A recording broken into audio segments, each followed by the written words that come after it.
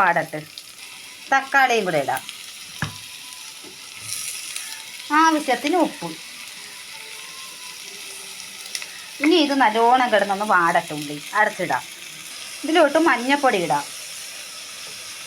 മഞ്ഞപ്പൊടി ഇട്ട്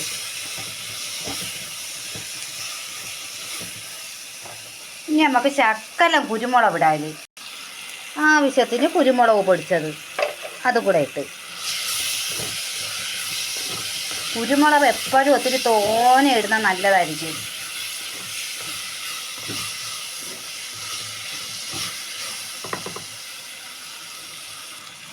ഒരു 2 സ്പൂൺ മുളക് പൊടി.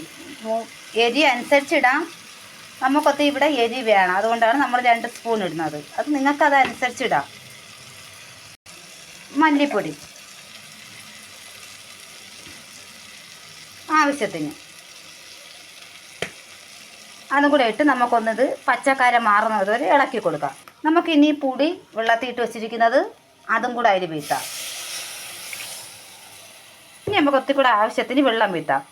ഇനി ഇത് നമുക്കിത് അടച്ചിട്ട് തിളയ്ക്കുന്നത് വരെ കിടക്കട്ടെ. എന്നിട്ട് നമുക്ക് അതിൽ മീൻ പറക്കിയിടാം.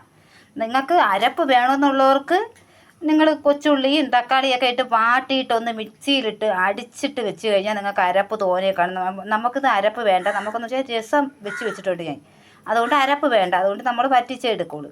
അപ്പോൾ ഇനി ഇതൊന്ന് തിളയ്ക്കട്ടെ. നമുക്കൊന്ന് അടച്ചിട്ട് തിളപ്പിക്കാം. അടിപൊളിയായിട്ട് അരപ്പെല്ലാം തിളച്ച നമുക്ക് അതിലോട്ട് മീൻ പറക്കിയിടാം.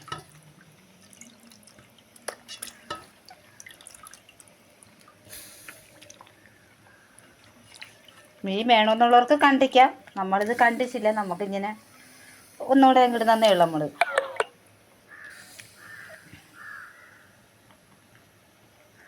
ഇനി ഇത് കിടന്ന് വേവട്ട്. എന്നിട്ട് മീൻകറി നമ്മൾ തവിയിട്ട് ഇളക്കല് കറക്കി വെച്ച് കൊടുക്കാറ്.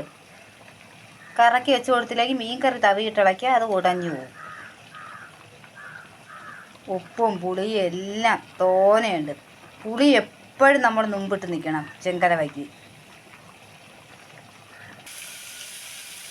അങ്ങനെ ഞങ്ങളെ ചെങ്കരവക്കറി റെഡിയായി. ഇഷ്ടമായെങ്കിൽ ലൈക്ക് ചെയ്ത് ഷെയർ ചെയ്ത് സപ്പോർട്ട് ചെയ്യണേ.